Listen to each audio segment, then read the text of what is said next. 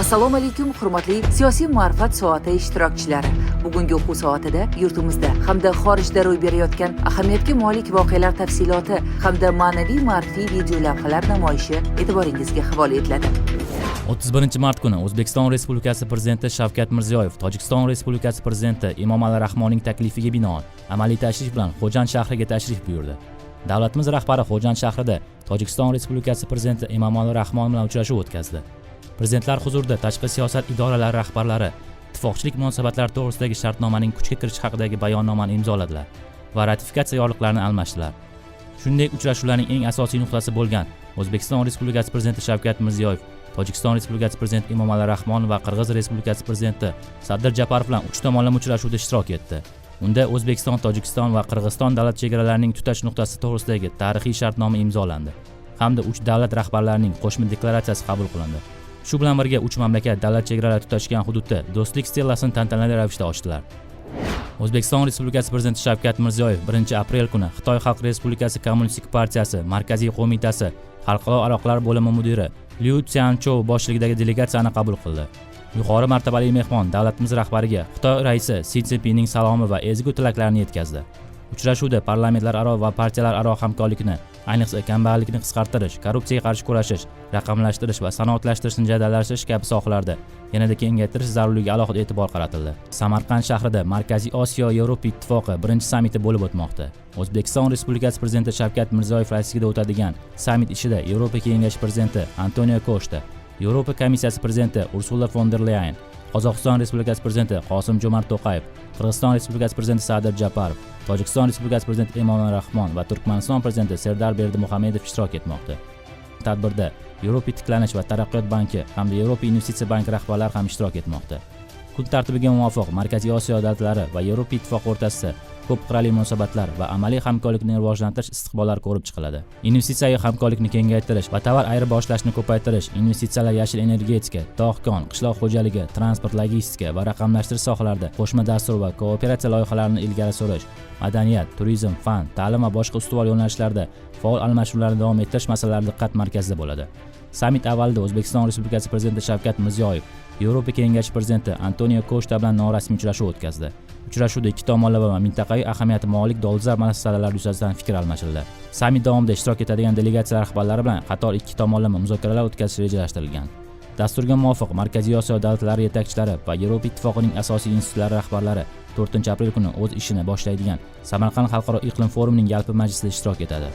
2-aprel kuni Oliy Majlis Senati raisi Tanzila Norboyeva Parlamentlararo ittifoq bosh kotibi Martin Chunchong bilan uchrashuv o'tkazdi. Uchrashuvda O'zbekistonda o'tkaziladigan Parlamentlararo ittifoqining yubiley 150-assambleyasiga tayyorgarlik ko'rishga oid asosiy masalalar hamda parlamentlar islohoti sohasidagi hamkorlikni yanada rivojlantirish muhokama qilingan. O'zbekiston prezidenti yordamchisi Saida Mirziyoyeva va birinchi xonim Ziroatxon Mirziyoyeva Parij shahrida Zamonlar osha nigoh Xudoy bergan devon merosi fotoko'rgazmasiga tashrif buyurdi. Biz doim jahon hamjamiyatiga mamlakatimizni o'ziga xos rakurslarda ko'rsatishga, yurtimizning kutilmagan qirralarini namoyish etishga harakat qilamiz. Har bir tadbir odamlarda chinakam qiziqish uyg'otadi. Ular O'zbekistonni o'zlari uchun yangidan kashf etishadi, deb yozadi Saida Mirziyoyeva ko'rgazma haqida. Uning ta'kidlashicha, parijliklar ulkan arxivning bir qismi bo'lgan ushbu fotokolleksiyaga ko'plab suratlarning ilk tomoshabiniga aylanishadi. Mazkur noyob suratlar ilgari na mamlakatimizda, na xorijda namoyish etilgan. Energiya samaradorligini oshirish sohasida davlat boshqaruvini takomillashtirish va energiya servis kompaniyalari xizmatlari bozorini rivojlantirish chora-tadbirlari to'g'risidagi Prezident farmoni qabul qilindi. Vazirlar Mahkamasi huzurida Energiya samaradorligi milliy agentligi tashkil etiladi. Energiya samaradorligini oshirish sohasida yagona davlat siyosatini yuritish, sohada rag'batlantiruvchi va ta'sir etuvchi choralar ishlab chiqish va tartibga solish agentligining asosiy vazifalaridan biri etib belgilandi. Hurmatli tinglovchilar, endi navbat xorijda sodir bo'layotgan voqealarga to'xtalib o'tamiz. Qatar gazi Yevropaga Suriya orqali yetkaziladi. Yaqin Sharqdagi diplomatik o'zgarishlar fondi Qatar gazi Yevropaga loyihasi yana diqqat markazida. Diplomatik manbalarga ko'ra, Turkiya va Suriya hukumati o'rtasida kelishuvga erishilgan. Rejaga ko'ra, Qatar tabiiy gazi Saudiya Arabistoni, Iordaniya, Suriya va Turkiya orqali Yevropaga yetkaziladi. Elon Musk Oq uydan ishdan bo'shatilmoqda. Donald Tramp Oq uyga qaytgach, Elon Musk hukumat boshqaruv samaradorligi departamenti rahbarligiga tayinlangan edi. So'nggi vaqtlarda bu idora faoliyati bir necha bor tanqidga uchragan, biroq AQSh prezidenti o'z savdoshi faoliyatidan mamnun ekanini ta'kidlagan. Oq uy AQSh tomonidan boj joriy etiladigan davlatlarning to'liq ro'yxatini e'lon qildi. 2 ustundan iborat jadvalda turli mamlakatlarda Qo'shma Shtatlar mahsulotlariga hozirda qanday bojlar qo'llanilgani va Washington bunga javoban qanday yig'imlarni joriy qilayotgani ko'rsatilgan. E'lon qilingan ro'yxatga ko'ra, Xitoydan import qilinadigan mahsulotlar uchun boj 34%, Yevropa Ittifoqi mamlakatlari uchun 20%, Shveysariya uchun 31%, Buyuk Britaniya uchun 10%, Isroil uchun 17%, Qozog'iston uchun 27% bo'ladi. Eng yuqori bojlar Vyetnamga, Kambodjaga va Laosga nisbatan qo'llangan. Rossiya ushbu ro'yxatga kiritilmagan. Benyamin Netanyahu Xalqaro jinoiy sudning hibsga olish to'g'risidagi orderiga qaramay Vengriyaga tashrif buyurdi. Bu Isroil bosh vazirining o'tgan noyabr oyida order berilgandan keyin Yevropaga ilk safaridir. Vengriya Xalqaro jinoiy sudning a'zosi. Shuning uchun tashkilot talablarini bajarishga majbur hisoblanadi. Shunga qaramay Vengriya rasmiylari Netanyahuni hibsga olmasligini ma'lum qilishgan. Bundan tashqari 2-aprel kuni Vengriya tashkilotdagi ishtirokini to'xtatmoqchiligini e'lon qilgan. Jumadan jumagacha bo'lgan voqealar, yangiliklar tafsiloti bilan efirda Digest'ning navbatdagi soni. Assalomu alaykum. Respublika Ma'naviyat va ma'rifat markazi rahbari Farg'ona viloyatining Bag'dod tumanida bo'ldi. Safar davomida bir guruh ziyolilar, tuman hokimi, shuningdek faollar ishtirokida aholi bilan uchrashuvlar bo'lib o'tdi. Muloqot maydoni yaratildi. Tumandagi mahalla aholisi uchun maxsus seminar tashkil etildi. Dastur doirasida Bag'dod, Mehnatobod hamda Saydobod mahallalarida quva tajribasi o'rgatilib, bu bo'yicha zarur tavsiyalar berildi. Shu yerning o'zida bir nechta tub ko'chatlar keltirilib, aholi xonadonlariga ekildi. Zero ko'chat ekib bog' yaratish xalqimizga xos qadriyatlardan biridir. Bag'dodning Samandarak mahallasida esa yoshlar mahalla aholisi uchun qulay zamonaviy kutubxonaga tamal toshi qo'yildi. Mahallada tashkil etilgan bayram tantanalari esa barchaning ko'ngliga bahoriy iliqlik kiritdi. Asosiysi ma'naviy ozuqa. Tumandagi 1-maktab hududida tashkil etilgan ma'rifat bog'idan esa endilikda barcha bahramand bo'ladi. Yaxshi bilasiz, yurtimizda iste'dodli va iqtidorli yoshlarni qo'llab-quvvatlash maqsadida tashkil etilgan Ulug'bek jamg'armasi tomonidan turli global mavzularda ma'ruzalar, qiziqarli uchrashuvlar, muloqotlar tashkil etib kelinmoqda. Ana shunday uchrashuvlarning navbatdagisida barchaning e'tiboridagi mavzu Yangi O'zbekiston ijtimoiy davlat bo'ldi. Unda professor, o'qituvchilar, talaba yoshlar hamda yosh tadqiqotchilar katta qiziqish bilan ishtirok etdi. Shuningdek, respublikamizning barcha hududlaridagi faol yoshlar tadbirda onlayn ishtirok etdilar. Men o'zbekman hashtagi ostidagi challenge qizg'in davom etmoqda. Unda katta-yu kichik barcha ishtirok etyapti va shu orqali o'z yurtiga, milliy qadriyatlarga, udumlarga daxldorlik hissini namoyish etmoqda. Ta'bir joiz bo'lsa, o'zbekligidan g'ururlanish, faxrlanish kabi ezgu qadriyatlar e'zoz topmoqda.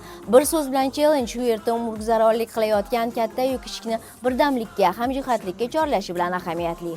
Markazimizdan yana bir ijod namunasi Shohjahon va robot. Sun'iy intellekt yordamida yaratilgan bu media mahsulotning tarbiyaviy ahamiyati katta. U orqali jamiyatimizda uchrab turgan qator illatlar tanqid ostiga olinadi. Bu gal to'ydagi isrofgarchiliklar, maromiylik kabi masalalarga e'tibor qaratildi. Umuman olganda ham targ'ibotning samarali usullaridan biri bo'lgan ayni multimedia namunasini barcha katta qiziqish bilan kuzatmoqda. Asosiy maqsad tegishli xulosa chiqarish. Yana bir ajoyib yangilik, yosh kitobxon tanlovining navbatdagi g'olibiga BYD Chazor avtomobili topshirildi. Davlatimiz rahbari tashabbusi bilan tashkil etilgan tanlovning 15-19 yosh toifasi bo'yicha bahslar yakunlandi. Aniqlangan eng bilimdon yosh egallagan bilimi, aql tafakkuri uchun avtomobilni qo'lga kiritdi. Bu loyihaning motivatsion ahamiyati nihoyatda yuqori. Ana shunday, bizda kitob o'qiysiz va avtomobil egasiga aylanasiz. Olmaliq shahrida joylashgan Terakli mahallasida do'stlik va hamjihatlik ulug'langan yurt mavzusida ma'naviy, ma'rifiy va madaniy tadbir tashkil etildi. Tinch osmon ostida umrguzaronlik qilayotgan 130 dan ortiq millat va elatlarning vatani bo'lgan diyorimiz madh etildi. Unda turli xalqlarning urf-odat va an'analari, shuningdek, sport musobaqalari o'tkazildi. Bizda hozircha ana shunday yangiliklar. Navbatdagi dasturlarda ko'rishguncha xayr, omon bo'ling. Jadid gazetasining bu galgi sonidan yurtimizdagi siyosiy voqeliklarga tahliliy yondashuvlar, buyuk bobolarimiz bosib o'tgan jasoratli yo'l, shuningdek, dolzarb masalalar yuzasidan mulohazalar berilgan ma'naviy, ma'rifiy, ilmiy, adabiy mavzudagi ko'plab maqolalar o'rin olgan. Ularning ba'zilariga e'tibor qaratsak.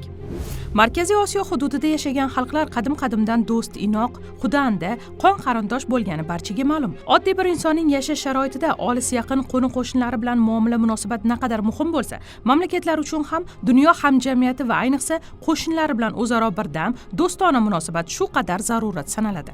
Akademik Oqil Salimovning Do'st qidir, do'st top jahonda nomli maqolasi ayni fikrlar bilan boshlanadi. Muallif yaqinda qadimiy Xo'jand shahrida bo'lib o'tgan O'zbekiston, Tojikiston va Qirg'iziston davlatlari rahbarlari uchrashuvining mohiyati, ma'naviy ahamiyati haqidagi fikrlarni bayon etgan.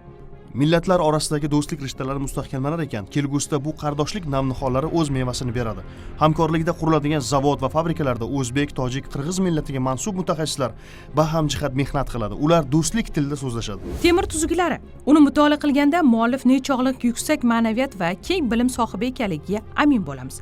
Gazetaning ushbu sonida O'zbekiston xalq yozuvchisi Muhammad Alining Temir tuzuklar yodgorligiga oid ayrim mulohazalar berilgan. Maqola Sohibqironning asrdoshi bo'lgan muarrix va shoirlarning ma'lumotlari, asarlarda keltirilgan fikrlar bilan boyitilgan. Temur tuzuklari juda sodda, ayni paytda murakkab asar. Bunday asarni yozish uchun muallif keng dunyoqarashga ega, tarixning og'ir qadamlarini o'z boshidan kechirgan, dunyoni bemalol chamalovchi buyuk arbob maqomini egallagan, tarix va geografiyani chuqur bilgan, etnonim, toponimlar, hayot, dunyo oqimi, umr yo'llari haqida katta xulosalar chiqarishga qodir dono faylasuf darajasidagi siymo bo'lmog'i kerak.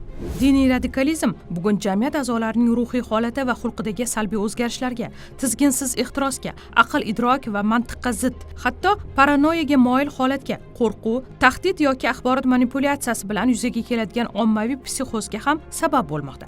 Abdulhamid Muxtorovning E'tiqod ostonasidagi Troya oti, yoshlar uchun muqarrar ofat, yurt uchun ulkan xatar nomli maqolasida ilmiy o'rganishlar, chuqur tahlillar, hayotiy misollar berilgani o'quvchini mulohazaga chorlaydi. Radikallashuvning hech bir ko'rinishi bashariyatga baxt olib kelmaydi. O'z taraqqiyoti va farovonligini diniy radikalizm deb o'ylaganlar muttasibona boshqaruvning qurboniga aylanayotganini hayotning o'zi ko'rsatib turibdi.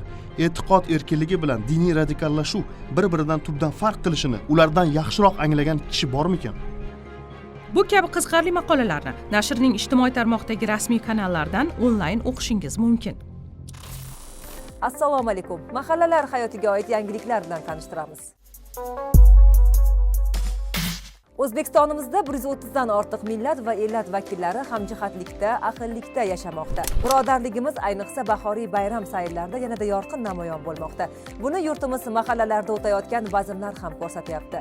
Jumladan, Zomun tumanining Duoba mahallasida tashkil etilgan bayram tadbiri katta sayilga aylanib ketdi. Bayramga tashrif buyurganlar o'zbek va qo'shni xalqlarning o'ziga xos milliy an'ana va qadriyatlarini tarannum etuvchi ko'rgazmalar, kuy-qo'shiqlar hamda xalq o'yinlaridan bahramand bo'ldilar. Shuningdek, tadbir davomida hunarmandchilik va milliy taomlar ko'rgazmasi tashkil etilib, mehmonlarga xalqimizning boy madaniy merosi namoyon qilindi. Milliy sport musobaqalari, bayramona konsert dasturlari va turli tanlovlar ham ishtirokchilarga ko'tarinki kayfiyat ulashdi.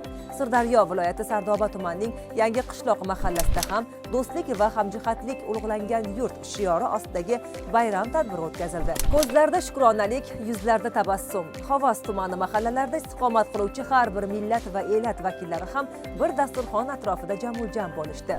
Andijon viloyati Qo'rg'ontepa tumani mahallalarida ham do'stlikni, hamjihatlikni o'zida tarannum etgan sayillar o'tkazildi. Birgalikda yaxshi niyatlar bilan yerga nihollar qadaldi. Bu kabi tadbirlar mamlakatimizning barcha hududlarida davom etmoqda. Aziz yurtdoshlar, joriy yilning may-iyul oylarida yurtimizda muhim siyosiy ijtimoiy tadbir fuqarolar yig'inlari raislari saylovi o'tkaziladi.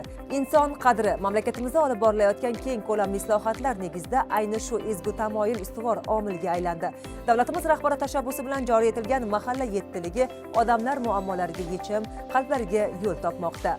Mahallaga vakolat berilgani bois aholi farovonligi oshmoqda. Mana shunday ishlar ko'lamining yanada keng quloch yozishda siz ham o'z hissangizni qo'shing. Buning uchun mahalla tizimining yanada xalqchil tuzilma bo'lib shakllanishi hamda islohotlar jarayonida uning faol ishtirokini ta'minlash zarur. Mazkur saylov buning birdan bir huquqiy omilidir. Shunday ekan, siz ham may-iyul oylarida bo'lib o'tadigan fuqarolar yig'inlari raislari saylovida faol ishtirok eting.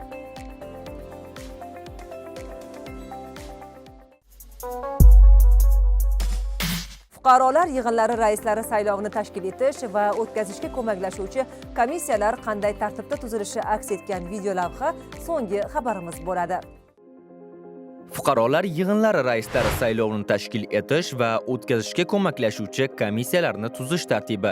Yangi tahrirdagi qonunga ko'ra, fuqarolar yig'inlari raislari saylovini tashkil etish va o'tkazishda fuqarolar yig'inlariga amaliy yordam ko'rsatish uchun Qoraqalpog'iston Respublikasi, viloyatlar, Toshkent shahar, tumanlar va shaharlar hududida tegishlicha Qoraqalpog'iston Respublikasi, viloyatlar, Toshkent shahar, tumanlar va shaharlar komissiyalari tuziladi. Mazkur komissiyalar Qoraqalpog'iston Respublikasi Jo'qorg'i Kengashi, tegishli xalq deputatlari, viloyat, Toshkent shahar, tuman va shahar kengashining qarori bilan tuziladi. Ular fuqarolar yig'ini raisining navbatdagi saylovi e'lon qilingandan keyin o'z faoliyatini tugatadi. Komissiyalar tarkibiga qoida tariqasida Qoraqalpog'iston Respublikasi Jo'qorg'i Kengashi, tegishli xalq deputatlari, viloyat, Toshkent shahar, tuman va shahar kengashi deputatlari, fuqarolar yig'inlarining, davlat organlarining, nodavlat notijorat tashkilotlarining vakillari kiritiladi. Fuqarolar yig'ini raisi lavozimiga nomzodlar komissiyaga a'zo shaxslar yoxud ularning yaqin qarindoshlari orasidan ko'rsatilgan taqdirda ular komissiya tarkibidan chiqariladi. Tegishlicha Qoraqalpog'iston Respublikasi, viloyatlar, Toshkent shahar, tumanlar va shaharlar mahallani qo'llab-quvvatlash kengashlarining ijro apparatlari komissiyalarning ishchi organlaridir. Fuqarolar yig'ini raisi saylovi to'g'risidagi O'zbekiston Respublikasi qonuni 12-modda.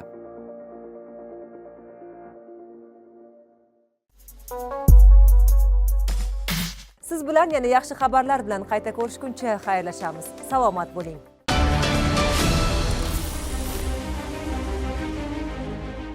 har yurakda vatan tuyg'usini jo'sh urtirish, xalqqa sadoqat, yurtga daxldorlik hissini oshirish, chin insoniy xususiyatlar, oliyjanob fazilatlarni qaror toptirishda jasorat va matonat timsollari, yurt ozodligi va farovonligini oliy maqsad bilgan va bu yo'lda qahramonlik ko'rsatgan ulug' ajdodlarimiz bizga har jihatdan ibratdir.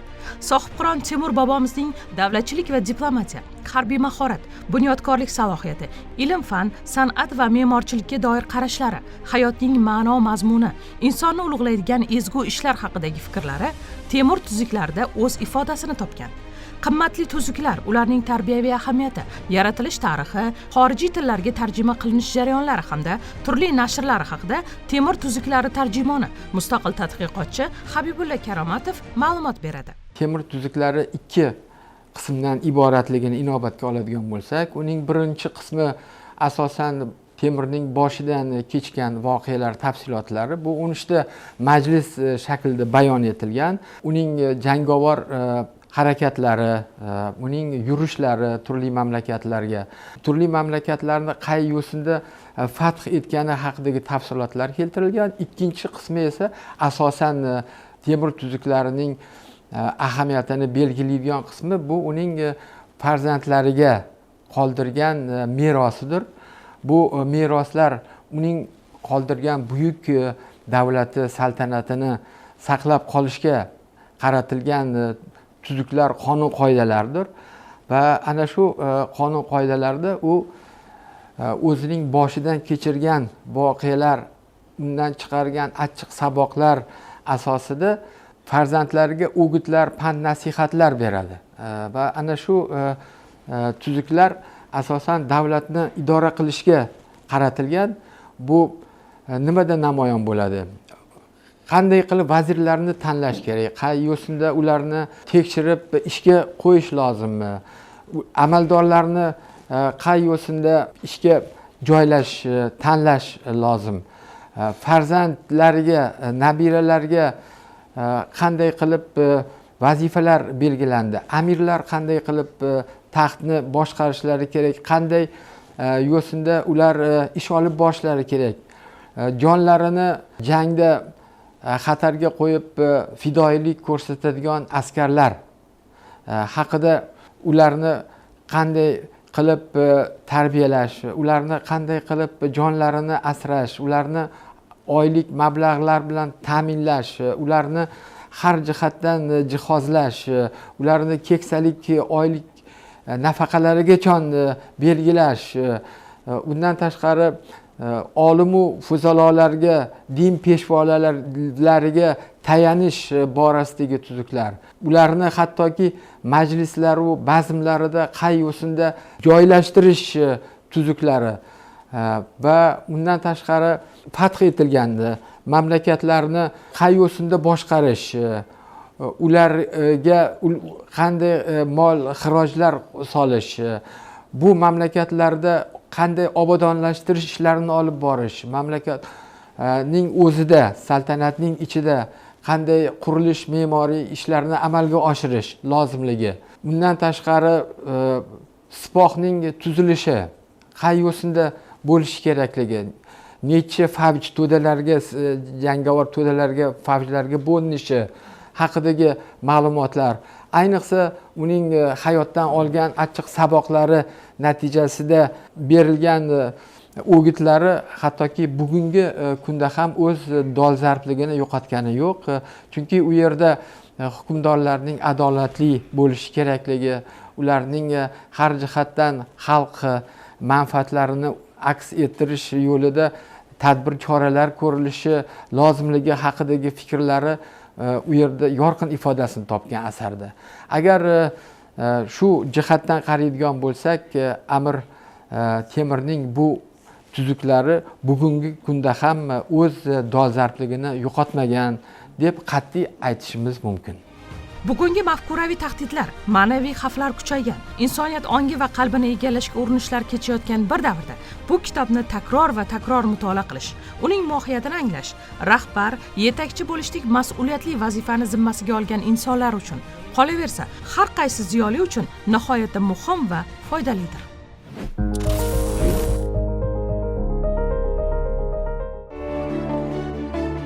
Shoh bo'lsangda bog' yarat, gado bo'lsangda bog' yarat, bir kunmas bir kun mevasini tatilsan. Ushbu jumlalar o'z davrining asosiy qomusiga tenglashtirilgan Temur tuzuklari kitobida aks etgan. Bugungi kunda Temur tuzuklarining asl toshbosma nusxalari Temuriylar tarixi davlat muzeyida saqlanmoqda. Hozir siz bilan birgalikda ushbu muzeyga sayohat qilamiz. Muzey 28 yildan buyon xalqimizga Temuriylar tarixidan hikoya qilib keladi. U poytaxtimizning Yunusobod tumani Amir Temur Shoh ko'chasi 1-uyda joylashgan. Mo'ljal Amir Temur xiyoboni. Muzey xazinasida O'zbekiston tarixini aks ettiruvchi eksponatlar saqlanmoqda. Qo'lyozmalar, yozishmalar, oltin, kumush, mis tangalar, sopol va bronza buyumlari, memorial qoplamalar, zargarlik buyumlaridan namunalar, shuningdek, Amir Temur maqbarasi va Bibixonim masjididan topilgan ashyolar shular jumlasidandir. Muzey ekspozitsiyasidan Parijda Amir Temur tavalludining 660 yilligiga bag'ishlab o'tkazilgan ko'rgazmadagi eksponatlar ham o'rin olgan. Muzeyga har yili 100 mingdan ortiq tomoshabin kiradi. Muzeyning markaziy eksponatlari sifatida Usmon Mushaf Qur'on nusxasi va Amir Temurning hayotiga bag'ishlangan panno joylashgan. Mazkur pannoda buyuk sarkardaning tug'ilganidan to vafot etgunigacha bo'lgan hayot yo'li tasvirlangan. Majmuaga keladiganlar soni shu vaqtga qadar 3 milliondan oshdi. Muzey zamonaviy texnologiyalar asosida jihozlangan bo'lib, eksponatlar haqidagi batafsil ma'lumotni siz Nazar innovatsion ilovasini yuklab olish orqali muzeyning 21 burchagiga o'rnatilgan mana bunday maxsus AR belgili taxtachalarga smartfonlaringizni yo'naltirib, o'zbek, rus, ingliz va fransuz tillarida video, audio gid yordamida bilib olishingiz mumkin. Shuningdek, muzeyda 3D o'lchamdagi gologrammalardan foydalanilgan bo'lib, ular turli effektlar bilan to'ldirilgan. Ma'naviyat o'chog'ida bugungi kunda 5 mingdan ortiq eksponat saqlanmoqda. Muzeyning sovg'alar bo'limida Berlin Islom muzeyidan keltirilgan Boysung'ur Mirzoning 28 miniaturasi kitobi, Alma Arasan darasi kartinasi, Ozarbayjonning islomiy naqshi duxo va gilami kabi o'nlab noyob tuhfalarni ko'rishingiz mumkin. Muzeyning o'zi 3 qavatdan iborat. Birinchi qavati demak ma'muriyat bo'limi, u yerda ilmiy xodimlarimiz o'tirishadi. Ikkinchi qavatimizda esa noyob eksponatlarimiz ham o'rin olgan. Bu yerda bizani turli mamlakatlarimizda o'rin olgan Amir Temur davriga tegishli bo'lgan eksponatlarimizni nusxalari o'rin olgan va bizani muzeyga turli faxriy rasmiy mehmonlarning bergan sovg'alari ham o'rin olgan. Eng asosiy qavatimiz esa 3-qavat hisoblanadi. Bu yerda Amir Temur va Temuriylar davriga doir bo'lgan noyob ashyolarimiz mana shu 3-qavatimizda o'rin olgan. Eng noyob eksponatlarimiz qatorida Amir Temur davriga tegishli bo'lgan tangalarimiz ham o'rin olgan. Amir Temur davrida zarb qilingan kumush, mis tangalarimiz o'rin olgan, o'sha davrda zarb etilgan bu tangalar. Shuningdek, qo'lyozmalarimiz ham o'rin olgan. O'sha davrdagi tarixchi olimlarimizni, masalan, Sharafiddin Ali Yazdiyni, Ibn Arabshohni qo'lyozmalari o'rin olgan. Asosan bu yerda eng diqqatga sazovor bo'lgan qo'lyozmalardan biri bu Temur tuzuklari ham o'rin olgan. Hozirgi kunga kelib muzey jahonning bir qancha mamlakatlari Rossiya, Belgiya, Fransiya, Germaniya, AQSh, Angliya muzeylari bilan yaqindan hamkorlik o'rnatgan va uning natijasi o'laroq Temuriylar davri tarixiga oid ashyolar haqida axborot yig'iladi. Ularning nusxalari olinib, ko'chma ko'rgazmalar tashkil etiladi. Dushanba muzeyda dam olish kuni sifatida belgilangan bo'lib, siz haftaning qolgan kunlarida soat 10 dan kechki 6 ga qadar bu yerga kelishingiz mumkin. Mana shunday sarkarda bobolarimiz haqida ko'proq ma'lumotga ega bo'lishni va farzandlaringizni ularning tarixi bilan yaqindan tanishtirishni istasangiz, Temuriylar tarixi davlat muzeyiga keling. Hurmatli siyosiy ma'rifat soati ishtirokchilari, e'tiboringiz uchun rahmat. Kuningiz samarali o'tsin.